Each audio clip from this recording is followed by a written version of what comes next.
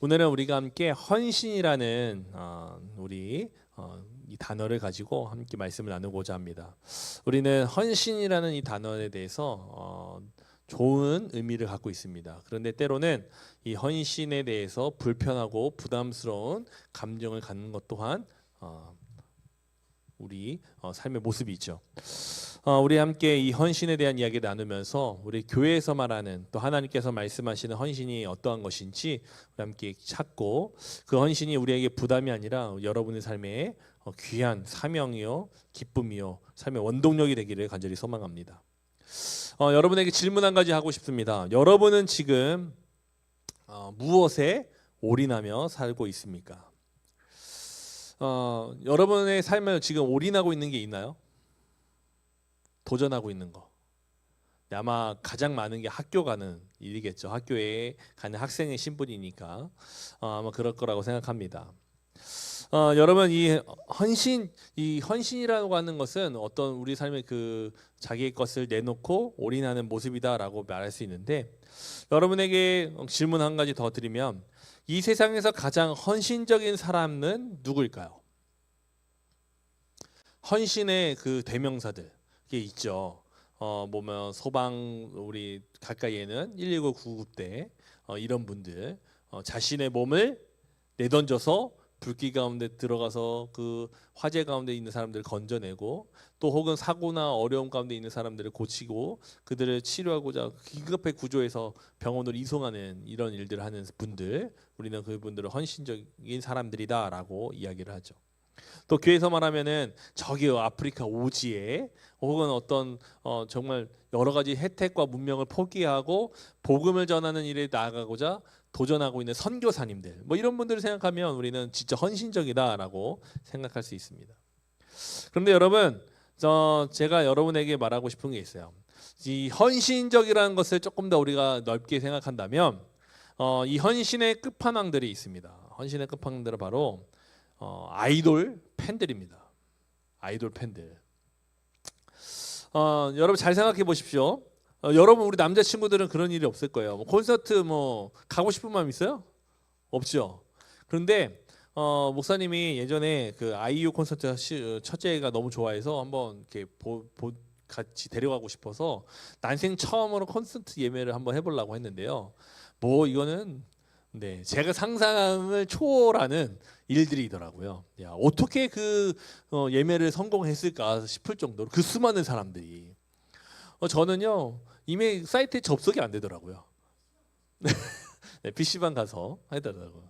그래서 PC방 가서 하면 된다고 하더라고요.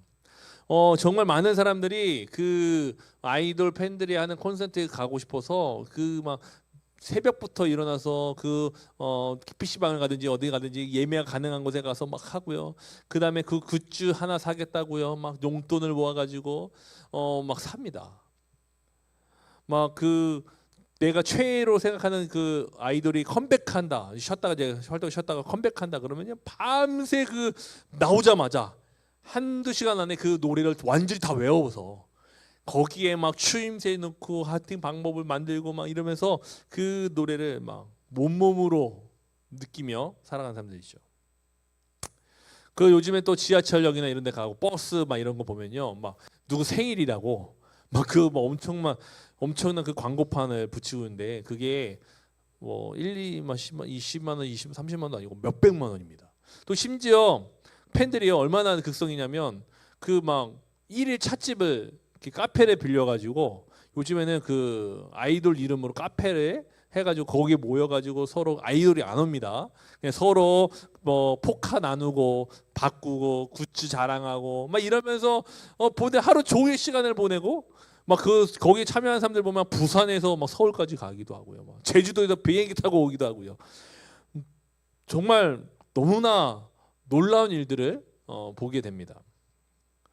여러분 이게 뭘까요? 우리는 좋아하는 팬심이다라고 이렇게 이야기하지만 사실은 이것을 우리의 용어로 표현하면 헌신이다라고 이야기할 수 있습니다. 그 팬들에게 가서 너 왜 이렇게 피곤하게 하냐? 왜 그렇게까지 하냐? 왜 고생하면서 그렇게까지 그거를 하면 알아주냐? 알아주지도 않는데 너가 누군지도 모를 텐데 왜 그렇게 하냐라고 이렇게 얘기하면 뭐라고 대답할 것 같습니까? 네, 좋아서 한다는 거예요. 그냥 좋은 거예요. 그 사람이 나를 알지 않는지 아는지 모르는지 상관이 없어요. 내가 좋으니까, 내 최애니까 그냥 거기다가 모든 걸 쏟아붓고 있다는 거죠. 여러분, 우리는 이 사실에서 아주 중요한 비밀을 하나 알게 되는데요.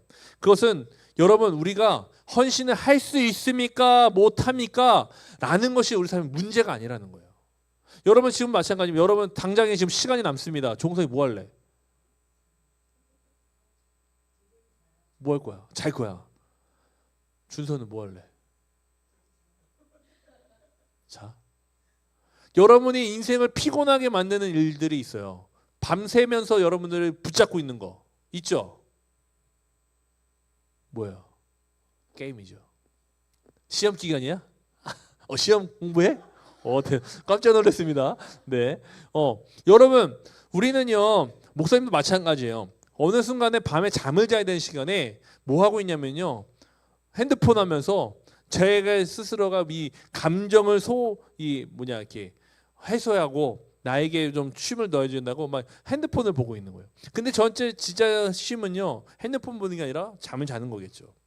우리는 어느 순간인가 헌신할 수 있습니까? 물어보면 저는 할 수 없어요. 못해요. 라고 물어보지만 그게 대답하지만 아니라는 거죠.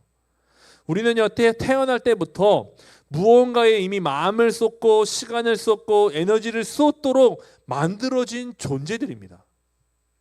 인간은 누구나 무언가에 헌신하며 살아가고 있다는 거죠. 게임에, 성적에, 어떤 친구는 연애에, 어떤 친구는 외모 가꾸는 일에. 제가 얼마 전에 깜짝 놀라는 뉴스를 봤습니다. 홍콩의 70세 되시는 할머니인데요. 깜짝 놀랐어요. 와, 70대 같지가 않아요. 뭐 20대, 30대의 모습을 하고 계셔요. 그분은요, 그냥 그렇게 열심히 자기를 가꾸는 거에 올인하고 살아가는 거예요. 그리고 여러분, 하나님 우리에게 던지시는 진짜 질문은 이거예요. 너 헌신할 수 있어 없어? 라는 문제가 아닙니다. 하나님은 너 지금 진짜 뭐에 올인하고 있어? 라고 하나님이 물어보신다는 거죠. 오늘 우리가 함께 읽은 이 로마서의 말씀을요, 메시지 성경이라고 하는데 조금 도현 선생님 밑에가 잘렸거든요. 넘어가서 그러는데 들어가서 한번 이렇게 다 조정해 주면 될 거예요. 자, 그럼 다시 한번 누르면 뜰 텐데요. 자, 제가 읽어드릴게요. 보세요. 그러므로 나는 여러분이 하나님의 자비하심을 힘입어 온전한 삶, 곧 매일 살아가는 일상의 삶, 그러면서 잠자는 것, 먹는 것, 일하는 것, 걸어 다니는 것을 하나님께 제물로 바치기를 권합니다. 하나님께서 여러분을 위해 하시는 일을 받아들이는 것이 여러분이 하나님을 위해 할 수 있는 최선의 일입니다. 우리가 함께 읽은 로마서 12장 1절의 말씀을 메시지 성경은 이렇게 번역하고 있다는 거죠. 여러분, 오늘 바울 사도가 우리 성서연부 친구들에게 똑같이 질문하고 있습니다. 너의 아까운 시간, 그 마음, 지금 어디에 올인하고 있는가? 오늘 이 시간 우리가 함께 말씀을 나누면서 헌신의 진짜 의미를 함께 깨닫고 여러분의 그 헌신을 올바르고 진짜에 투자할 수 있는 은혜가 있기를 소망합니다. 여러분, 먼저 우리가 이 시간에 첫 번째로 투자가 무엇인지에 대한 이야기를 나누고자 하는데요. 여러분, 구약에서 제사를 드렸고 신약에서는 헌신으로 이 예배, 그 헌신을 이야기했습니다. 오늘 말씀에 보면 산제물이라는 단어가 나오는데 이 제물이라는 뜻은 무엇을 얘기하냐면 양이나 소, 짐승을 직접 잡아서 죽이고 제단 위에 올려서 불을 지피고 완전히 태워버리는 것을 이야기합니다. 그래서 이 제물이라고 하는 것에는요, 죽음이라는 것이 꼭 포함되어 있어야 돼요. 드리는 척하면 안 됩니다. 진짜로 죽음이 그 제물 가운데 들어 있어야 되고 제사의 표현이 되어야 한다는 것이죠.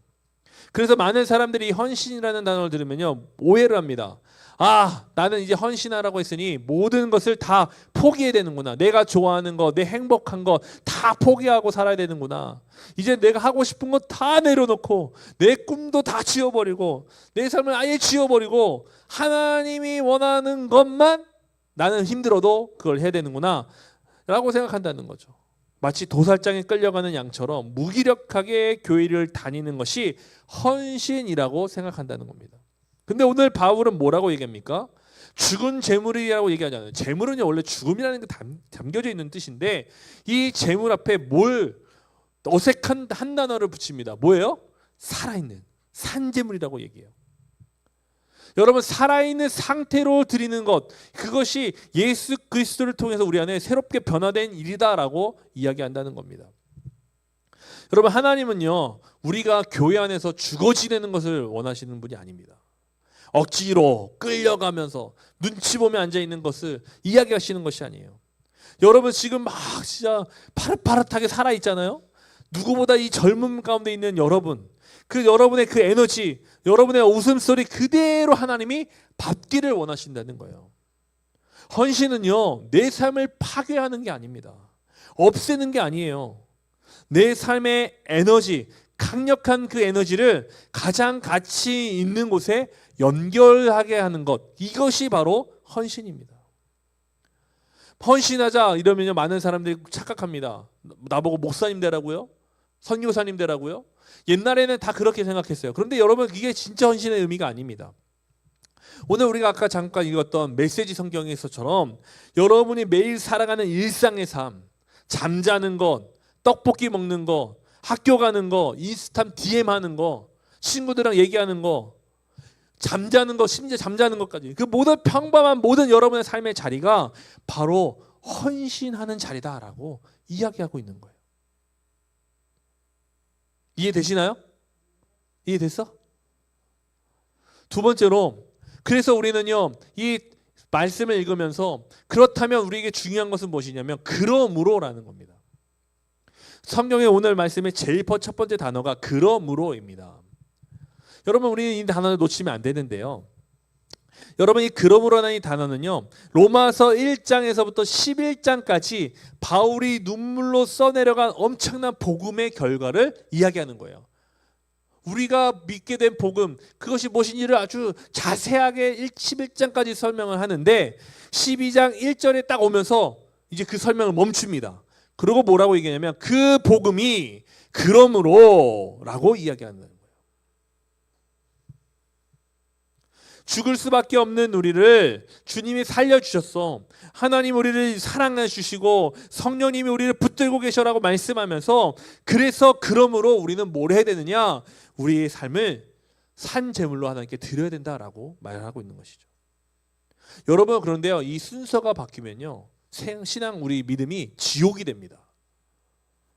우리는 그러므로 하나님께 은혜를 경험해서 하나님 앞에 산제물이 되는 거지 여러분 우리가 산제물이 되어서 하나님 은혜를 경험하고 하나님의 구원을 얻어내는 것이 아니라는 거죠.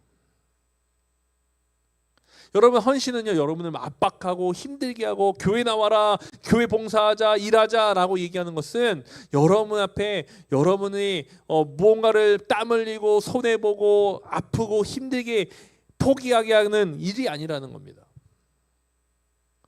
여러분을 압박하는 잔인한 조건이 아닙니다. 하나님은 우리를 아무 조건 없이 먼저 선택해 주셨고 우리를 구원해 주셨습니다. 그리고 세상 무엇과도 바꿀 수 없다라고 말씀하시면서 우리를 그만큼 사랑한다고 말씀해 주십니다. 그래서 그러므로 그 은혜를 경험한 사람이 오늘 우리의 삶에서 감격하며 하나님 앞에 나를 산제물로 나의 에너지를 하나님께 드리며 그 주님께 집중할 수 있는 사람이 될 수 있다는 겁니다.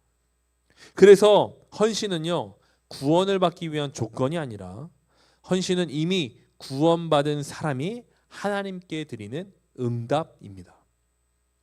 의무감으로 하는 헌신은 무겁지만요 감사함으로 하는 헌신은 아이돌 팬들이 마음으로 그 좋아하는 사람을 표현하는 것처럼 우리가 게임을 기뻐하며 하는 것처럼 내가 좋아하는 영상을 보는 것처럼 우리가 하나님 앞에 서서 기뻐하고 행복해하며 살아가는 모습을 갖게 된다는 겁니다. 이러한 우리의 삶을 영적 예배라고 이야기하는데요. 그 영적 예배는 순간의 느낌이 아니라 우리의 삶의 방향을 이야기한다는 거죠. 새 한글 성경, 새롭게 번역된 성경에는요, 이를 이렇게 얘기합니다. 마땅한 예배, 영적 예배를 마땅한 예배라고 이제 번역을 하는데요. 이 원어적인 의미, 영적 예배를 원어적으로 보면요, 이성적이고 합당하며 내 삶의 모든 전 인격을 드리는 예배다라고 이야기합니다. 많은 사람들이요, 은혜 받았어요, 예배를 정말 내가 정말 잘 드렸어요라고 얘기할 때 이 상태를 어떻게 생각하냐면요, 그 찬양을 부르면 눈물이 나고 막 내가 가슴이 뜨거워지고 내가 은혜 받았다, 헌신했다, 막 이렇게 이런 때만 내가 예배를 드렸다라고 생각한다는 거죠. 물론 귀한 은혜가 있는 것이죠. 그런데요, 감정이 식어버리고요, 월요일에 대해서 학교에 가면요, 어떻게 됩니까? 다시 옛날 모습, 내가 그 은혜 받기 전의 모습과 똑같이 학교에 간다는 거죠. 여러분, 진짜 우리가 드리는 마땅한 예배, 진짜 예배는요, 우리의 감정이 뜨거워질 때만 드리는 것이 아닙니다. 오히려 아무 생각 없이 몸만 와서 출석 도장 찍는 형식적인 것도 아니고요, 내 머리와 가슴과 내 몸을 다해 그 하나님 앞에 맞추는 것이, 형식을 떠나서 내 생각과 마음을, 내 삶을 하나님께 맞춰가는 그것이 바로 진짜 예배라는 거예요. 그래서 헌신은요, 감정이 아니라 우리 삶의 방향입니다. 기분이 좋을 때도 하나님을 향하고, 시험을 망쳐서 기분이 최악일 때도 하나님을 향해 내 삶의 안테나를 고정하는 것, 그것이 바로 우리가 진짜 헌신한다라고 말할 수 있다는 거예요. 그렇다면 하나님은 왜 우리에게 이런 헌신을 원하실까요? 하나님은 왜 우리에게 헌신을 요구하시는 걸까요? 여러분, 이 질문에 대한 답을 오해하면 우리는 하나님을 독재자라고 생각할 수 있습니다. 이기적인 분이다라고 생각할 수 있어요. 여러분, 오늘 우리가 이 오해를 깨트리기를 원합니다. 먼저 하나님께서는요, 우리의 노동력이 필요한 분일까요, 아닐까요? 하나님이 우리가 필요한, 우리의 노동력이 필요해서 우리를 부르신 걸까요? 우리에게 헌신하라고 한 걸까요? 아닙니다. 여러분, 우리의 시간이나 돈, 노동력이 부족해서 하나님 헌신을 요구하는 게 아니에요. 사도행전 17장 25절에 명확하게 이렇게 말씀합니다. 또 무엇이 부족한 것처럼 사람의 손으로 섬김을 받으시는 것이 아니니 이는 만민에게 생명과 호흡과 만물을 친히 주시는 이십니다. 하나님은요, 온 우주의 주인이십니다. 여러분이 이 예배 시간에 와서 교회 와 봉사 안 해줘도요, 하나님은요, 아무 불편함이 없으신 분이에요. 문제가 없어요. 전혀 없어요. 그런데 왜 우리한테 모여서 예배하고 헌신하라고 얘기하시는 것이냐? 여러분, 회사의 사장님이 직원에게 업무를 요구하는 것과, 생각해 보세요, 아빠가 자녀에게 마음을 바라는 것, 여러분, 이게 같습니까, 다릅니까? 회사 사장이 직원에게 내가 일을 시키는 것, 그래서 하는 그 일을 열심히 하라고 말하는 것과, 아버지가 아들을 향하여, 자녀를 향하여 그 마음을 얻고자 달라고 하는 것, 차이가 있습니까, 없습니까? 엄청난 차이가 있다는 거죠. 사장은 직원의 노동력이 필요해서 돈을 주고 고용합니다. 그런데 그 사람이 내가 원하는 만큼 일을 안 하면 어떻게 되는 거예요? 계약이 깨지는 거예요. 그래서 그것에 대해서 해고를 할 수 있다는 거죠. 그런데 아버지가 자녀에게 무언가를 요구할 때는요, 돈이나 노동력이 필요해서 요구하는 것일까요? 아닙니다. 자녀와 더 깊이 사랑하고 더 깊이 소통하고 함께 있는 것을 통해 함께 만들어가는 것을 경험해서 우리가 서로가 그 관계 안에 있는 걸 확인하고자 자녀에게 무엇인가를 요구한다는 것이죠. 하나님은 그렇다면 사장님일까요? 아버지일까요? 우리가 기도할 때 하나님 사장님이라고 기도합니까? 뭐라고 기도합니까? 하나님 아버지라고 기도하죠. 하나님은 우리의 아버지가 되십니다. 두 번째로, 진짜 깊은 관계를 원하시기 때문에입니다. 여러분, 하나님이 우리에게 헌신을 요구하는 것은요, 노동력이 필요 없다고 말씀했죠. 그게 아니라면 뭘까요? 우리와 진짜 깊은 관계를 맺기를 원하셔서 그래요.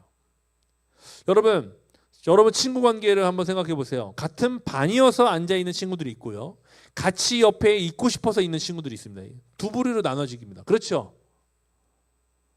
반 친구들 모두 다 친합니까? 같은 학교에 있다고 모든 친구들과 마음을 다 쏟아놓고 그 친구를 위해 여러분 헌신할 수 있습니까? 아니잖아요. 여러분, 여러분의 그 학교와 같은 학교에 있고 같은 시간의 장소에 있지만 여러분은 그 안에서 베프라는 새로운 이 관계를 만들어서 이야기할 수 있는 사람이 따로 있습니다. 여러분의 시간을 쓰고 여러분의 속마음을 열어주고 함께 힘들 때 도와줄 수 있는 그 친구가 옆에 있다는 거죠. 그 친구를 베프라고 부르고요. 그 친구는 모든 사람이 아니라 특별한 사람이라는 거죠. 이게 바로 진짜 관계입니다. 여러분, 한마디로 이 특별한 관계는요, 이 아주 친밀한 관계는요, 가만히 있어서 되는 게 아니에요. 같은 장소에 있다고 해서 되는 게 아닙니다. 뭐가 있냐면 서로 헌신하는 일이 있을 때 그 특별한 관계가 만들어집니다. 여러분, 하나님과 여러분이요, 일주일에 딱 한 번, 지금 이 시간 교회에 2번 오는 사람 없죠? 지금 우리 친구들 중에 주일 이 시간 딱 한 번 오잖아. 하나님은 이 관계 안에서 머무르기를 원치 않으십니다. 신명기 6장 5절에 보면 이렇게 얘기합니다. 너는 마음을 다하고 뜻을 다하고 힘을 다하여 내 하나님 여호와를 사랑하라. 이거는요, 전체 막 힘을 다해, 이거는 온 마음으로 온 힘으로 하나님을 사랑하라라고 말하는 건데요. 하나님이 요구하시는 것은 우리의 노력과 돈이 아닙니다. 우리가 하나님을 사랑하는 그 마음이십니다. 하나님은 예배 출석 카운트를 원하시는 것이 아니라 여러분 한 사람을 원하십니다. 그래서 이 자리에 많은 사람이 있지 않습니다. 하지만 여러분 이 자리가 귀한 이유는요, 하나님이 원하는 여러분이 이 자리에 있기 때문에 그래요. 한 사람이 여기 있기 때문에. 하나님은 그래서 하나님께서 먼저 뭘 하셨어요? 헌신하셨어요. 예수 그리스도를 이 땅에 보내셔서 죽음이라는 헌신을 우리에게 주셨습니다. 그리고 이제 우리가 그 헌신을 받아들이고 그 헌신을 드릴 때 우리는 하나님과 정말 친밀한 관계 가운데 나아갈 수 있게 된다는 거죠. 그게 바로 믿음을 고백하는 것이고 우리가 예배하는 일이고 우리가 하나님을 위하여 마음과 삶을 결정하는 것, 그것이 바로 진짜 예배가 된다는 것입니다. 여러분, 그 은혜를 우리가 경험할 때 우리는 무엇이 좋을까요? 우리에게 그 이름은 무엇일까요?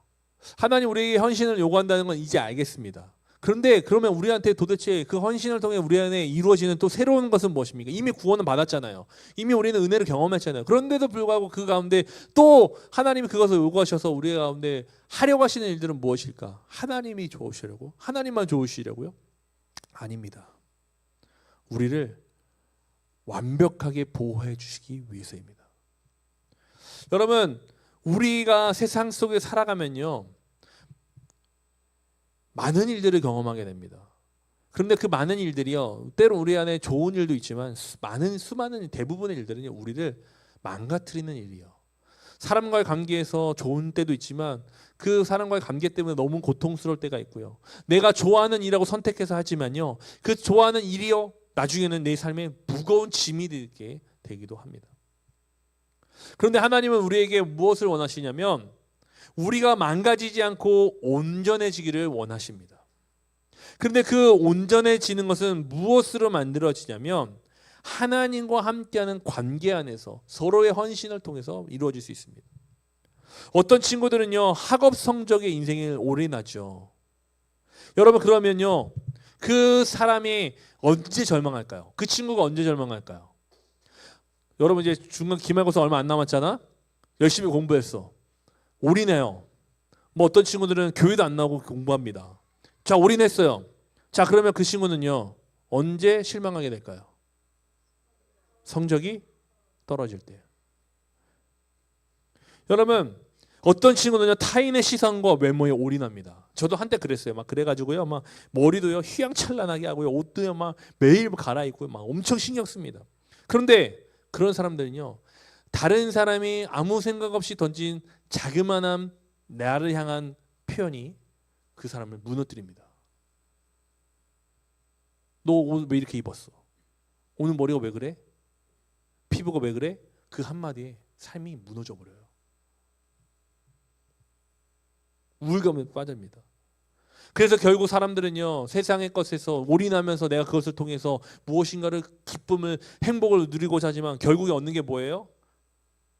돈의 노예가 되고요, 스마트폰 알고리즘의 노예가 되어버리고, 친구 관계의 노예가 되어버리고, 내 체면의 자존심의 노예가 되어버립니다. 근데 여러분, 내 삶의 가장 중심 자리를 나를 창조하시고 나를 가장 잘하시는 하나님께 딱 드릴 때 여러분 그 안에서 우리는요 매임과 고통과 아픔을 경험하는 게 아니라요 오히려 놀라운 자유를 경험하게 됩니다. 그때는요 성적이 떨어져도요 하나님이 나를 사랑하신다는 그 마음 때문에 우리가 결코 절망 가운데 실망할 수 있어요. 잠깐 힘들 수 있어요. 그런데요 무너지지 않습니다. 다시 일어납니다. 친구가 나를 오해하고 떠나도요 내 삶의 중심이 흔들리지 않게 돼요. 정말 오해받는 거요 쉽지 않은 일입니다. 저도 그 일을 경험해 봤거든요. 그런데 그 안에 너무나 많은 어려움이 찾아옵니다. 그런데요 그 하나님이 나를 사랑하신다는 사실을 자꾸 만나게 되면요 거기로부터 자유로워질 수 있어야 해방입니다.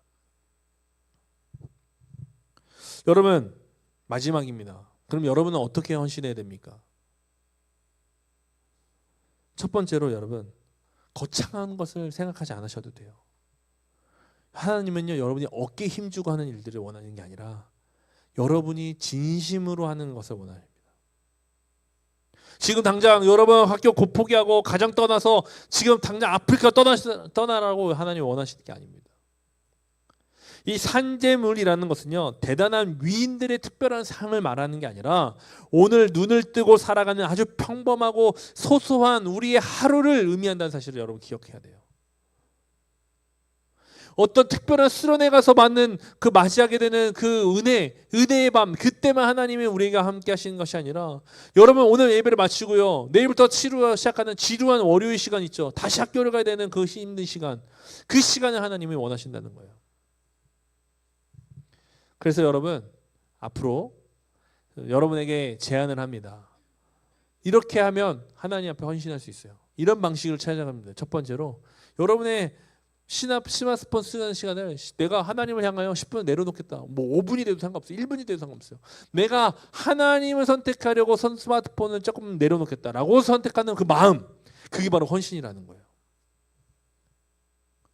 여러분이 친구들과 사용하는 언어들이 있어요. 뭐 단톡방이든 친구들과 하는 말이든. 저도요 고등학교 2학년 때까지요 욕을 달고 살았어요. 얼마나 욕을 찰지게 잘했는지 몰라요. 목사 아들인데요. 교회 다녔는데 은혜를 경험했는데요. 잘 몰랐어요. 욕을 하는 게 내 인생과 인격과 인성을 망가뜨린다는 것을요.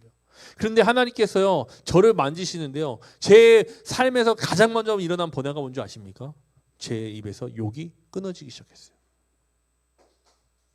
다른 사람을 비방하고 그 찰지게 욕을 하며 친구들과 즐겁게 했던 대화가 제 안에서 사라지기 시작했어요. 그렇지 않아도 친구들과 충분히 대화할 수 있고 친구들과 즐겁게 보낼 수 있다는 것을 깨닫게 하셨어요. 제 말이 바뀌기 시작했어요. 여러분의 욕을 멈추고 상대방을 향하여 즐겁다고 재밌게 해서 장난치고 공격했던 이야기들을 한번 멈춰보십시오. 누구 때문에요? 하나님 때문에요. 여러분 그 학교가 가서 여러분 앉아 있을 때 여러분 그 안에서 작은 예수가 되기 원합니다. 그 작은 예수는요 예수님 전 십자가에 못 박히라는 게 아니에요. 친구한테 먼저 말 걸고요. 내가 먼저 할 수 있는 일을 찾아서 하고요.